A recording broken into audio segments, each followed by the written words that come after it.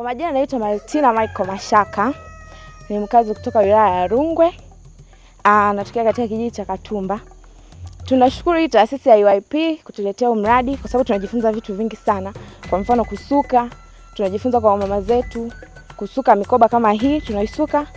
Kuna muda mwingine unaweza ukawa unajua tu kusuka mkeka wa kawaida lakini unajifunza kusuka namna nyingine, mfano kama hivi. Unasuka, inasaidia kwa sababu tunarahisishwa vipaji kwa mama zetu, kwetu sisi na kwa watoto wetu.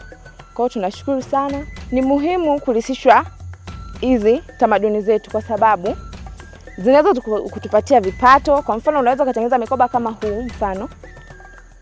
Unatengeneza mkoba kama huu na ukajipatia kipato chako ukiwa nyumbani, hauna haja ya kwenda kuhangaika sehemu nyingine yoyote. Na pia tunarahisishwa, ni utamaduni, kwa unakuwa haupotei.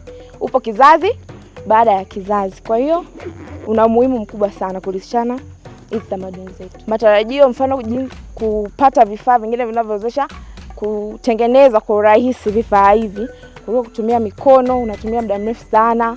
Kwa hiyo ukipata vifaa hivi vinavyokuwezesha kusuka hivi kiurahisi, unatumia muda mchache, afu bidhaa zinakuwa nyingi na kipato kinaongezeka.